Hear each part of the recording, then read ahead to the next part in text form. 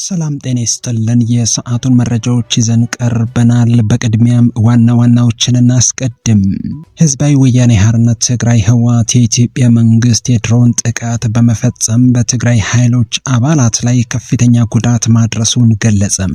በድሮን ጥቃቱ በርካታ ቲዲኤፍ አባላት ላይ ጉዳት መድረሱን አንድ የትግራይ ክልል ወታደራዊ አዛዥ አረጋግጧል። ኋላ ቀሩ ቡድን የወሰደው እርምጃ የትግራይና የአፋር ህዝቦች የጀመሩት መልካም ዝምድና የሚያበላሽ የአጥፍቶ ጠፊ ውሳኔ ነው ሲል ስምረት ፓርቲ ባወጣው መግለጫ አስታውቋል። የኢፌዴሪ ጠቅላይ ሚኒስትር ዶክተር አብይ አህመድ ዛሬ ዝምታቸውን ሰብረዋል። አነጋጋሪ ንግግር አሰምተዋል። በዝርዝር እንመለከታለን። እስከ መጨረሻው አብራችሁን ቆዩ። ህወሓት በትግራይ ኃይል አባላት ላይ የድሮን ጥቃት መፈጸሙን አረጋገጠም።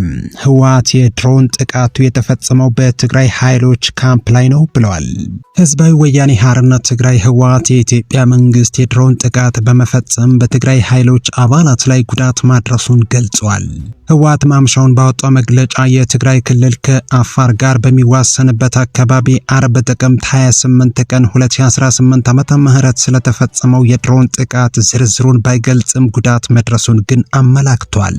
ይህ የድሮን ጥቃት በአካባቢው በነበሩ የትግራይ ሰራዊት አባላት ላይ ጉዳት አድርሷል ያለው መግለጫው ይህ የድሮን ድብደባ ፕሪቶሪያ ስምምነትን ሙሉ በሙሉ የጣሰና የከፋ አደጋ ውስጥ የከተተ ነው ብለዋል። አንድ ስማቸው እንዳይገለጽ የጠየቁ የህወሓት ከፍተኛ ወታደራዊ ባለስልጣን ለቢቢሲ እንደተናገሩት በሰው አልባ አውሮፕላን ጥቃቱ የተፈጸመው ከሌሊቱ 9 ሰዓት አካባቢ ነው። ባለስልጣኑ ጥቃቱ የተፈጸመው በትግራይና አፋር ክልል አዋሳኝ አካባቢ በሚገኝ ሚልካ በሚባል ወታደራዊ ካምፕ ላይ መሆኑን ጨምረው ተናግረዋል። ህወሓት በመግለጫው በኃይሎቹ ላይ ጉዳት መድረሱን ብቻ የጠቀሰ ሲሆን ወታደራዊ ባለስልጣኑ ግን አነስተኛ ያሉት ጉዳት መድረሱን ለቢቢሲ ተናግረዋል። ቢቢሲ ጥቃቱን በተመለከተ ከኢትዮጵያ የመከላከያ ሰራዊት እንዲሁም ከፌዴራል መንግስት ኮሚኒኬሽን ጉዳዮች አገልግሎት በስልክና በጽሁፍ መልእክት አስተያየት ለማግኘት ቢሞክርም እንዳልተሳካለት አመላክቷል። ህወሓት ባወጣው መግለጫ በትግራይ ህዝብ ሞትና ስቃይ የሚረካው የኢትዮጵያ መንግስት የፕሪቶሪያ ስምምነትን ወደ መጣስ ተሸጋግሯል በማለት ዓለም አቀፉ ማህበረሰብ ተጨማሪ ደም መፋሰስ እንዳይመጣ የበኩሉን ይወጣ ሲል ጠይቋል። ይህ የድሮን ጥቃት በትግራይ ኃይሎች ካምፕ ላይ መድረሱ የተሰማው የአፋር ክልል የትግራይ ክልል ኃይሎች ወደ 15 ኪሎ ሜትር ዘልቀው በመግባት ጥቃት መፈጸማቸውን በመግለጽ ከከሰሰ በኋላ ነው። የትግራይ ክልል ሰላምና ጸጥታ ቢሮ በበኩሉ የከፈትነው ጥቃትም ሆነ የተቆጣጠርነው መሬት የለም ሲል ውንጀላውን አስተባብሏል። በሰሜን ኢትዮጵያ ለ2 ዓመታት የዘለቀውን ደም አፋሳሽ ጦርነት ያስቆመው የፕሪቶሪያ ስምምነት ከተፈረመ 3ኛ ዓመቱን ይዟል። ከህጋዊ ፓርቲነት የተሰረዘው ህወሓት አርብ ጥቅምት 28 ቀን 2018 ዓ.ም ባወጣው መግለጫም የኢትዮጵያ መንግስት የፕሪቶሪያን ስምምነት በመጣስ ትላንት ጥቅምት 28 ማለዳ የድሮን ጥቃት ፈጽሟል ሲል ከሷል። የአፋር ክልል መንግስት የህወሓት ቡድን ሲል የጠራውን ኃይል በክልሉ ዞን 2 መጋሌ ወረዳ ውስጥ በምትገኘው ቶንሳ ቀበሌ ላይ የከባድ መሳሪያ ተኩስ መክፈቱን በመግለጽ የከሰሰው ሮብ ጥቅምት 26 ቀን 2018 ዓ.ም ምሽት ባወጣው መግለጫ ነበር። የትግራይ ክልል ጊዜያዊ አስተዳደር በበኩሉ ሐሙስ ጥቅምት 27 ቀን 2018 ዓ.ም ባወጣው መግለጫ ላይ የትግራይ ክልል ኃይሎች ወደ አፋር ክልል ዘልቀው ጥቃት ፈጽመዋል መባሉን አስተባብሏል። የአፋር ክልል ይህንኑ በተመለከተ ያወጣውን መግለጫ መሰረተ ቢስ ሲል ያጣጣለው ጊዜያዊ አስተዳደሩ በትግራይ በኩል የሚፈጠር ሁከትም ይሁን አለመረጋጋት እንዲኖር በፍጹም አይፈለግም ሲል ጨምሮ ገልጿል።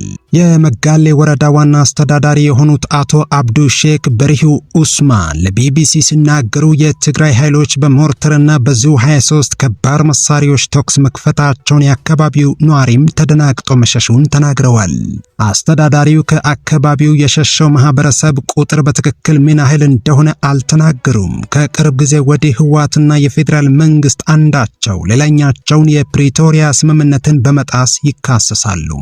ሰኞ ጥቅምት 24 ቀን 2018 ዓ.ም ከ5 ከ5 ዓመት በፊት በትግራይ ውስጥ በነበረው የአገሪቱ ጦር ሰሜን ኢዝ ላይ የተፈጸመውን ጥቃት ለመዘከር ለተሰበሰቡ ከፍተኛ ወታደራዊ መኮንኖች የአገሪቱ ሰራዊት ኢታማዦር ሹም ባደረጉት ንግግር ህወሓት የፕሪቶሪያን ስምምነት የሚጥሱ ተደጋጋሚ ተግባራት ፈጽመዋል ሲሉ ከሰው ነበረም።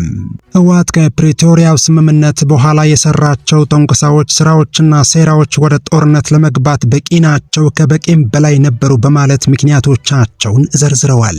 የትግራይ ክልል ጊዜያዊ አስተዳደር ሐሙስ ጥቅምት 23 ቀን 2018 ዓ.ም ባወጣው መግለጫ ላይ የፌዴራል መንግስቱ የፕሪቶሪያ የግጭት ማቆም ስምምነት በአግባቡ እንዲፈጽም አላስቻለም ሲል ቅሬታውን አቅርበዋል።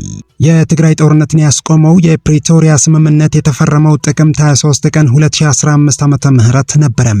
ባለፉት ወራት በፌዴራል መንግስቱ ባለስልጣናትና በህወሓት መሪዎች መካከል የሚካሄደው መካሰስ ዳግም ግጭት እንዳያስከትል ስጋት ፈጥሮ ቆይቷል። ይህ በእንዲህ ያለ ኋላ ቀሩ ቡድን የወሰደው እርምጃ የትግራይና የአፋር ህዝቦች የጀመሩት መልካም ዝምድና የሚያበላሽ የአጥፍቶ ጠፊ ውሳኔ ነው ሲል ስምረት ፓርቲ አስታወቀም። ዲሞክራሲያዊ ስምረት ትግራይ ፓርቲ ተስፋ አልባ ኋላ ቀር ቡድን ሲል የገለጸው ኃይል የእርስ በርስ ጦርነት ጥዶ ወደ እልቂት ከማስገባቱ በፊት የለውጥ ኃይሎች ተደራጅተን መመከት አለብን ብሏል። ስምረት ፓርቲ ባወጣው መግለጫ ኋላ ቀር ቡድን ሲል የገለጸው አካል የፖለቲካ ፓርቲዎች፣ የሃይማኖት መሪዎች፣ የአገር ሽማግሌዎችና የዓለም አቀፉ ማህበረሰብ ተጽዕኖዎችን በማለት ጥቅምት 26 ቀን 2018 ዓ.ም የሻዕቢያ ተልዕኮ ለመፈጸም አፋር ክልል ዘልቆ በመግባት 6 መንደሮችን ተቆጣጥሮ ይገኛል ብሏል። ድርጊቱና እርምጃው የፕሪቶሪያ የሰላም ስምምነት ከማፍረስ በዘለለ የትግራይና የአፋር ህዝቦች የጀመሩት መልካም ዝምድና የሚያበላሽ የአጥፍቶ ጠፊ ውሳኔ ነው ሲል ስምረት ፓርቲ ኮንኗል። ድርጊቱና የትግራይ ህዝብ ፍላጎትና ዓላማ ሳይሆን የሻዕቢያ ትዕዛዝ ለመፈጸም የተቃጣ መሆኑን ያብራራው ስምረት ፓርቲ ድርጊቱን አውግዘው ጦርነቱን ለማስቀረት በሰላማዊ መንገድ ትግሉ እንደሚቀጥል አሳውቋል።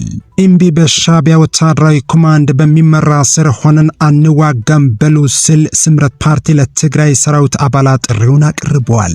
ፓርቲው ለትግራይ ዲያስፖራ ማህበረሰብ ባስተላለፈው መልእክት ደግሞ ከነዚህ ዕድሜ ልክ ደማችንን መጠው የማይጠግቡ መጅገሮች ለመላቀቅ እጅ ለእጅ ተያይዘን ትግላችንን ከፍ እናደርገው ብለዋል። ይህ በእንዲህ ያለ ጠቅላይ ሚኒስትር ዶክተር አብይ አህመድ በእርሳቸው የሚመራው የፌዴራሉ መንግስት በአማራ ጉዳይ ጣልቃ እንደማይገባ ተናገሩ። ጠቅላይ ሚኒስትር ዶክተር አብይ አህመድ ይህን የተናገሩት የታደሰውን የፋሲል ግቢ ትላንት ጥቅምት 28 ቀን 2018 ዓ.ም በመረቁበት ወቅት ነው። 11 ደቂቃዎች ገደማ በወሰደው ንግግራቸው ከጎንደር ባህር ዳር ባሻገር ከዚህ እስከ ጎርጎራ ያለው መንገድ ቢሰራ ውበት እንዳለው ሰዎች እንደሚያነሱ የጠቀሱት አብይ ነገር ግን ከጎንደር ጎርጎራ ለመሄድ ጎንደሬዎች በወታደሮች ተጠብቀው እንዴት ልማት ሊሰራ ይችላል በማለት ጠይቀዋል።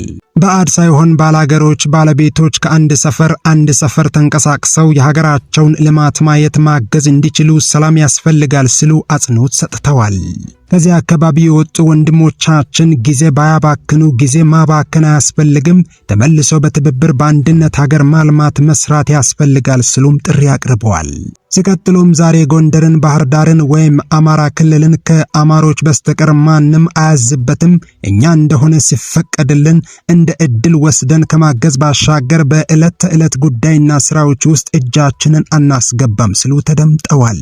ይህ እድል ኢትዮጵያ ውስጥ አልነበረም። አሁን ከምናበላሽ በትብብር መንፈስ ብንሰራ የልጆቻችን ነገ ያማረ ስለሚሆን አማራና መላው ኢትዮጵያ ዳግም እንዲወለድ በጋራ እንቁም ሲሉ አደራ ብለዋል።